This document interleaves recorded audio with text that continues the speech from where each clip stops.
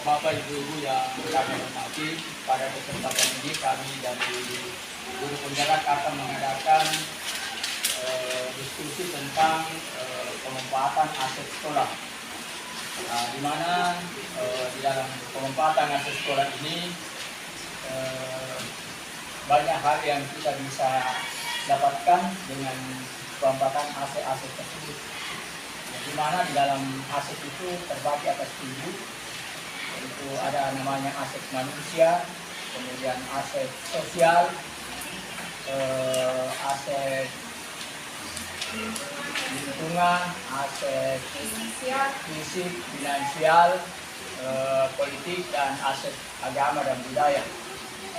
Kalau mengenai aset manusia, itu meliputi semua tenaga yang ada di sekolah ini, dan alhamdulillah di sekolah kita ini jumlah gurunya cukup besar, banyak, yaitu kurang lebih 82 orang, di mana di dalamnya ada PNS yang terbagi ada P3K, kemudian ada tenaga honor, dan beberapa usaha yang terlibat dalam kita ini. Jadi di sini kalau tidak salah sudah banyak yang berkualitas S2 ya. Iya, ada 13 orang. 13 orang, yang lain S1 dan ada yang sementara juga melanjutkan S2. Kemudian termasuk siswa ini, ya. Ada berapa jumlah siswa itu? Ada 13 siswa. 1.300 kurang lebih ya? Ada 1.268. Ya, jadi 1.261. ya, ya, kita katakan kurang lebih karena ini siswa keluar masuk ini. Dan semua ini kalau dikelola dengan baik, insya Allah bisa menjadi sebuah potensi yang bisa memajukan sekolah ini, baik dari gurunya maupun dari siswa. Ya. Mungkin Bu Sumani bisa menjelaskan aset lain, aset apa lagi? Lingkungan bagaimana Bu Sumani? Lingkungan itu. Aset lingkungan yaitu aset di mana lingkungan sekitar kita ini merupakan sumber untuk pembelajaran atau untuk peningkatan sekolah kita. Misalnya lahan-lahan yang kurang di sebelah sana dapat dimanfaatkan untuk peningkatan sekolah kita, ditanami bermacam-macam tanaman toga misalnya atau sayur-sayuran. Kemudian lingkungan di sekitar kita juga termasuk organisasi-organisasi yang ada di SMA Negeri 1 Takalar ini dapat menjadi aset untuk lingkungan kita. Misalnya adanya organisasi kegiatan ini remaja dan lain-lain seperti itu, Pak. Iya, saya kira itu. Kemudian mungkin ada Pak Arto bisa menjelaskan aset sosial politik.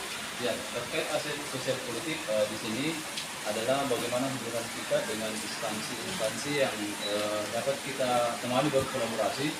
Misalnya puskesmas sering masuk ke dalam sekolah kita untuk memberikan kebutuhan kesehatan, kemudian aset dari PLN, kemudian dari Telkom, kita biasanya Polres, kemudian aset-aset yang misalnya PDAM dan sebagainya, atau aset-aset yang bisa kita manfaatkan untuk dalam rangka program-program SMA di satu depannya. Mungkin ada lagi Bu, ya sosial budaya dan agama ya. Aset finansial itu termasuk pembiayaan dari dana BOS ya, karena sekolah kita tidak ada sumber dana dari komite. Ya, mungkin dari alumni ada kemarin dalam rangka pembangunan musala itu ada bantuan dari alumni. Dan sebenarnya tidak dilarang, artinya dari pihak orang tua yang mau terlibat bisa memberikan bantuannya.